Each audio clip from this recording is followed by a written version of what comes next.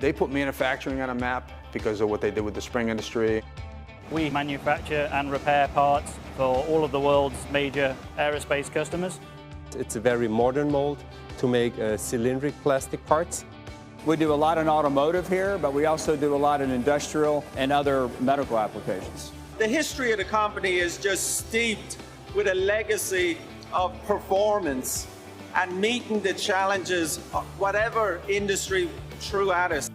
I think we have become more and more global. It's a very unique company. It's exciting times, but it's also challenging times.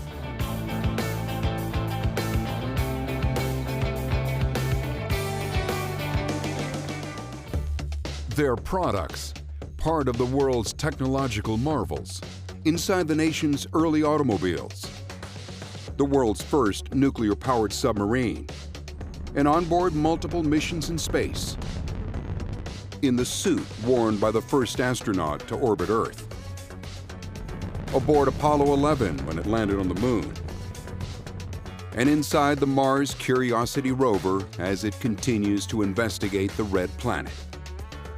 Chances are, Barnes parts are in the products you use every day. Your fridge, your computer, your watch, if you still wear one, even your automobile. If we had to put a sticker on everything we had Barnes inside, so to speak, then we would be a household name. Quite possibly, it's the most successful Connecticut company you've never heard of. This year we celebrate 161 years in continuous operation.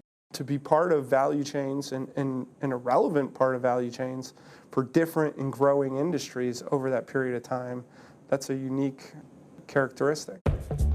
Dr. David Noble is the director of the Worth Institute for Entrepreneurship and Innovation at the University of Connecticut. To quietly stay in a leadership position across multiple generations and multiple almost industrial revolutions, going from the Civil War through the turn of the century and the automobile to World War I, World War II. You know, when you think about it like that, that's pretty remarkable. This staying power to continue to produce and prosper, redirect and reinvent is what puts Barnes in an elite class of companies. When you start to combine a multi-generational family involvement, public shares listed, right? The size and scope of the business, you get into a truly unique field. The company history begins at the height of high fashion, 1857, with the hoop skirt and a young entrepreneur named Wallace Barnes. He was earning about $1.25 a day working for the A.S. Platt Company. They were in the spring business and they were about to go bankrupt, couldn't pay their employees, so Wallace Barnes was paid in a load of crinoline, which he loaded onto a cart and took it to Albany, where he traded that crinoline for a haberdashery store. He decided he didn't really want to be in the haberdashery business, so he traded that business for a farm in St. Louis. Decided he really didn't want to be a farmer, so he'd come back to Bristol, and there was a blacksmith, so he traded his blacksmith shop for the farm. The money that he got from selling the blacksmith, he used it to purchase back the A.S. Platt Company. As Tom Barnes tells it, his great-great-grandfather made two clutch moves, creating a non-compete with the former owner to keep him out of the clock industry for 5 years, and protecting a patent on a spring-making process developed by employees. Some of the employees developed a process for tempering steel, and they had to pay him $1,000 if they were to release the secret of how the tempering was done. In the early days, Barnes partnered with the more experienced E.L. Dunbar. Once those hoop skirts faded from fashion, the focus was on springs, mostly for clocks. Bristol really was the center of the clock industry for quite a while in the U.S., so the early years of the company were really geared towards the clock industry. As you look around at all the clocks in this room, many of them have springs that we made.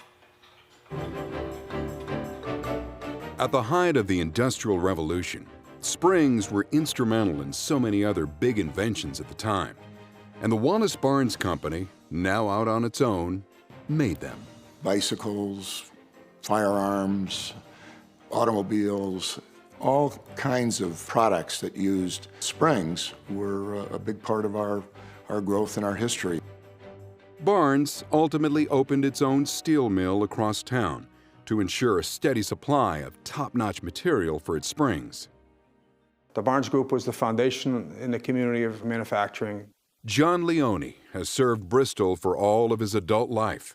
Police officer, mayor, Chamber of Commerce director. He even helped write the book on Bristol for its bicentennial.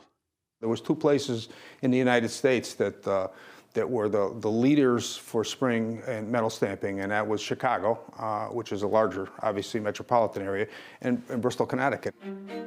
Both cities had multiple companies that serviced the automotive industry. Barnes was making springs for cars at the turn of the century, because Bristol, along with New Britain and Hartford, produced some of the nation's earliest automobiles.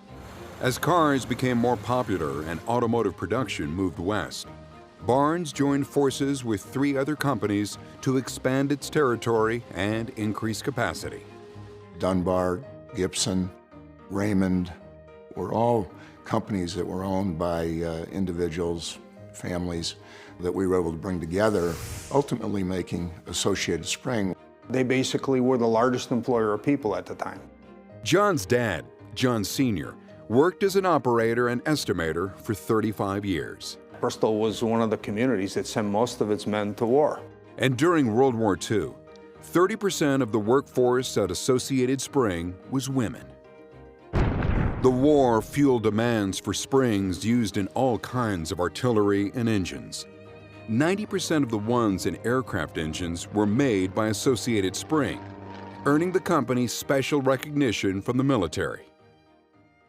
With 8 locations fanning out across the Midwest and north into Canada, the company's post-war business focused on the automotive industry well into the 60s.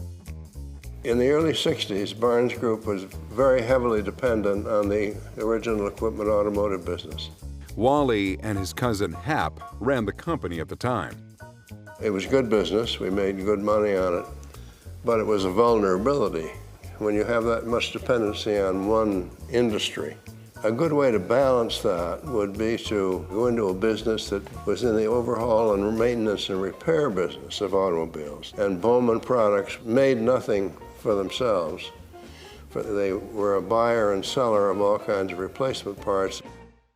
A drastic departure from manufacturing. A company has to change. You can't take your market or your customers for granted. Embracing this change allowed the company to grow, expanding overseas and diversifying into aerospace, which made sense to Wally, a pilot himself. We got into aerospace right at the right time. Central Metal Products, which was owned by the Reynolds family, was the first business that we bought in the aerospace business. And there were 8 or 9 acquisitions after that brought together our aerospace group. It got us to toehold in a market that was growing more rapidly than the automotive business at that time.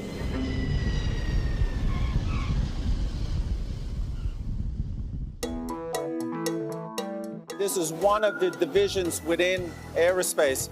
This particular plant is new manufacturing, so we're both developing and manufacturing the next generation of aircraft's jet engine components. We're a concurrent engineering business, so we work with our customers to support them in developing cost-effective product that's manufacturable. The new generation of aircraft are ramping up to a rate per month in 4 years, which took the prior generation 35 years to get to the same rate levels. And the entire supply chain is straining under this ramp. I think Barnes is in a great position because we have done so much planning ahead of time. Nice thing is the quality on this has been pristine. They hit cycle start, they're off and running their next part. Our core strength is really about machining high strength, high temperature steels. This is our major assembly area of the turbine center frames. Everything culminates into this assembly Once the assembly is complete, we then deliver it direct to the line where they build the engine itself. Barnes has a similar facility in Singapore, strategically located near the Asian market. I went over to Singapore to teach them how to assemble the case that I'm assembling now, and it was a very, very good experience. This is the biggest thing that I've ever had to do, and having that responsibility it's a real big deal. The Westchester facility, it has two businesses in it. We manufacture complicated welded fabrications for large commercial engines.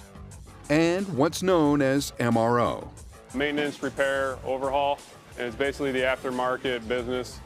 And what we're trying to do is the customer brings in a used part that they've previously had inside the engine. We take that and repair it to a like-new condition again. As our aftermarket business grows, we are employing people continually. We grew in 2017 by nearly 15%. Turnaround time is very, very quick around here. And because you have such a high mix of parts, it makes it very challenging because you need to change over your machines. You may only make 10 of something or 20 of something else, and you have to change over very quickly. Checking the profile around the outside of the edge there. Looks good. The timelines are very strict. The customers want things very quickly. So our NPI time, our new product introduction time, is just getting smaller and smaller and smaller. So it becomes very challenging. So we need to come up with new technological ways to machine the parts or make the parts, inspect the parts in a quicker fashion. To meet the growing demands of aerospace and expand into new technological territory, the Barnes Group recently shifted focus.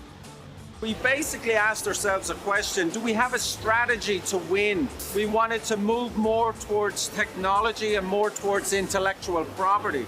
So with that, we made the largest divestiture in the company's history, which was to sell our Barnes Distribution North American business and our Barnes Distribution European business.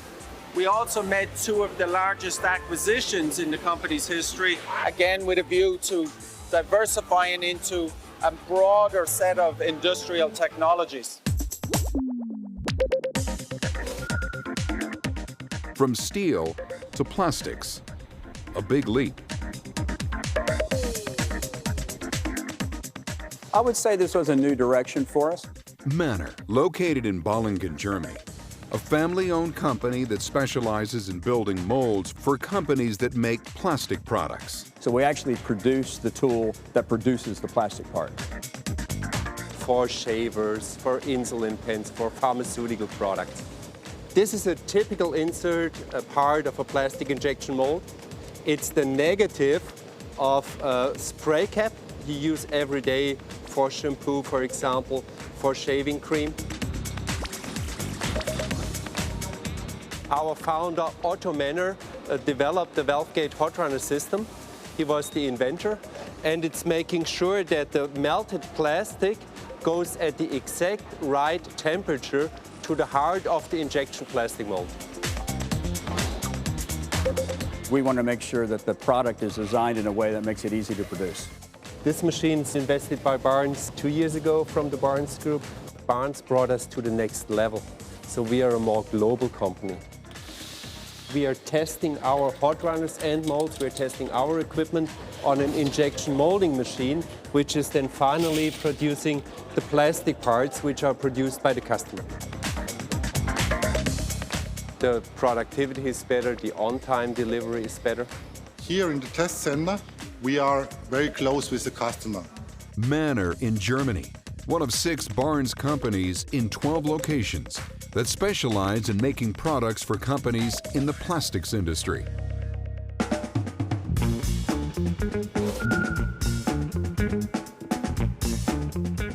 One of the core competencies we have within Barnes Industrial is tool making, where with Manor we produce tools to produce plastic parts. Here at Hangy, we actually produce tools to produce metal parts. Hangy, located in Switzerland, a country renowned for its timepieces.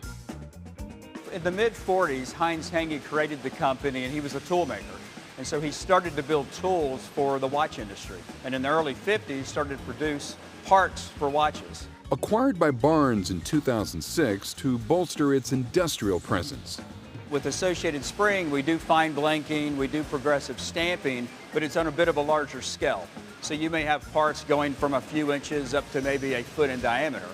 To where with Hangy, we're actually producing parts that we punch holes that are less than the diameter of 2 human hairs. We do a lot in automotive here, but we also do a lot in industrial and other medical applications. It's definitely a very strategic business for us. This machine is brand new. We just had received it at the end of last year. It increases our capacity of doing the hard milling in-house. So before we had this machine, we were forced to go externally to do all the parts.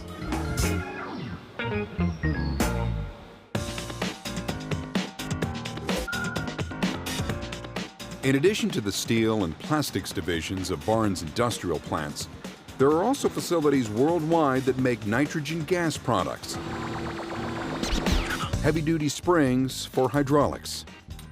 We make gas springs for metal forming. Is a main product. That's in about 9% of what we do. At Strömsholmen in Tranås, Sweden, these springs are made for automotive manufacturers and other industrial customers.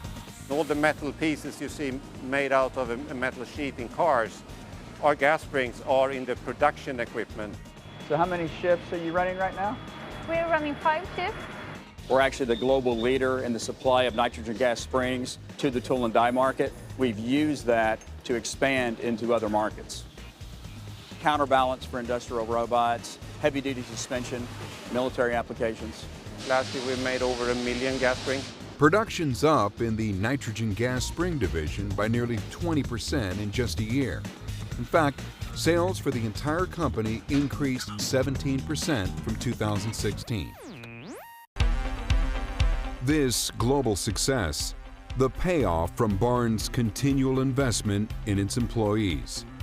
You can buy this technology, but it's really the education and the workforce that we have behind the technology that makes us successful. So I'd say that's the one thing that differentiates us from other companies that I've been exposed to in my 35 years of being in the aerospace company. When an employee wants to grow into maybe an engineering field, they invest in their degree, so they pay their college tuition while they're an employee here. Stephen Fisher has been working at the Westchester plant for 2.5 years. He's already held 3 different positions and now runs the apprentice program. He plans to start college classes this year. Some sort of engineering degree, whether it be mechanical or manufacturing. I've been doing some other training on the side. They paid for me to get my certified welding inspector certification. And it's all very precise, very intricate, very specialized. I do different welding joints and to train for my certification test, and then I will shadow the welders and see what kind of parts they're doing. Yeah, I think you got the hang of it now. They're all looking very uniform, very good. You're doing a good job. I recently traveled to their Lansing, Michigan plant and learned some new techniques in titanium welding. There's no ceiling here. Like, the company wants you to grow.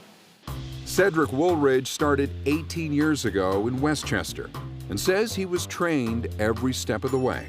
I came in young and got trained up on the machines and taking classes and continuing to move up the ranks. Including his biggest career move yet, announced on this very day. And we just want to take this time right now to make it official for you to be the second shift supervisor. So there you go, sir. Appreciate all the hard work. Thank you guys. Thank you guys so much. Jose Morales also knows a thing or two about moving up the ranks in his career at Barnes Aerospace in Windsor. I started as an apprentice, and after my apprenticeship, I worked in engineering for about 1.5 years, and then was promoted into a supervisory role. They've invested the time and the training in me. Jose expects to have a long career here at Windsor, just like his dad, Jose Sr., who retired 2 years ago after 37 years as a milling operator. I see myself as possibly a division manager someday. Barnes commonly employs multiple generations of family members. Consider Jeff Twombly, who recently retired after 35 years. Mom worked there for about 37 years. My mother's mother, Bertha Kowski, she worked there over 20-something years. Anna Twombly, my father's mother, worked there about over 30 years. My uncle Paul Kioski, my mother's brother, worked in maintenance at the building where Tom Barnes used to be. My Aunt Joan worked there in payroll. It's a tremendous part of our family. And that's what's made the company successful this 160 years that we've been around. We wouldn't be where we are today if it wasn't for all of them. And Bristol historians agree. The city would not be here today if it weren't for the Barnes family. Ebenezer Barnes was Bristol's first settler in 1728. We're 12 generations now. Ebenezer Barnes came over from Farmington and set up an inn right down on King Street here in Bristol. Back in the day when they were sitting around the table and decided to incorporate it and they said Bristol is going to be the name of the city, they really should have said it was Barnesville. The whole family has continuously helped the community wherever they could. They also founded and continue to support many of Bristol's vital services: the fire department, the Boys and Girls Club, and Bristol Hospital, founded in 1921 by Fuller Barnes. He wanted to make sure that his workforce had a place to come and be taken care of. He was literally president of the hospital for 30 years and the primary fundraiser. Barwis says Fuller's son, Hap, shared his passion for the hospital, volunteering for years in the emergency room until his death in 2012. He had a really amazing focus on kids. He actually had puppets, and so he would go in and entertain the kids, help them feel better about where they were. Hap Barnes also had another passion. He was a fire buff. He served on the local fire commission. He had a scanner by his bedside that he left on all night, and if he heard an alarm coming in, why, he'd jump out of bed, put on his boots and a jacket, and go off. I remember a couple of brush fires we were at. He'd get out and help put out a brush fire, in the woods. Mark Redmond served in the department for 31 years. Now he's the curator of the city's fire museum, which Hap organized. He had most of this collection in his home: tools, brass, alarm boxes. Being with his business, he traveled all over the world. And here he picked up the helmets from different countries, from Argentina, Brazil, England, Germany, all these countries that he went to. That's part of his legacy, to share his collection with anybody that wants to see it. Across town, another legacy of the Barnes family, founded by Lena Barnes. 110 years ago, the Boys and Girls Club, the first one, opened up here in Bristol. And Wally Barnes's grandmother was the first director of that organization. Now we have 12 locations around the city. We serve up to 1,000 kids a day. We have probably one of the premier early learning centers in all of New England. Ultimately, Wally and his family helped us to get to where we are right now. On the outskirts of the city, the Barnes family donated family-owned land to establish an environmental learning center for kids. Our mission is to inspire people to enjoy and appreciate nature. So we bring about 20,000 school children here to Indian Rock each year. Wally's son, Tom, also involved in community and statewide organizations. He's one of the founders of the Main Street Community Foundation. Bristol, Burlington, Plainville, Plymouth, Southington, and Wolcott, we work with donors who want to leave a permanent gift to their local community to make their community a better place. Tom's sister, Jerry Betts, oversees all of the grant-making programs. So how many applications did we get this year? We have 45 applications for the general grant cycle. It's important for us to give back. Tom says it's also been important for the Barnes family to play a role in the company. His dad, Wally, was the last family member to serve as CEO. Now he and his son, Eli, sit on the board. Big shoes to fill between him, my grandfather, and all the generations that have come before us. I'd like to think that it is beneficial to the company to have that family presence, so the board is the best way for us to do that and stay out of the day-to-day operations of the business. When I look back at the success of our company, I attribute it always to three things, and all three things center around our employees. Our employees have always been willing to adapt to change. They've always been willing to reinvent themselves, and they've always done so adhering to the Barnes values. We need to challenge ourselves to create this competitive advantage. Every day I've been working here, it's been giving me more energy than it takes. It's a great motivation to be working here. For me, good communication is everything. It leads to a good production and good quality, and that's what we have here. Yeah, I'm proud to work here. Always a room for new opportunity. We're making the future for Barnes, really. It's like a small family. The commitment to community, along with the investment in employees, and always an eye to the future, the core principles of Barnes' success.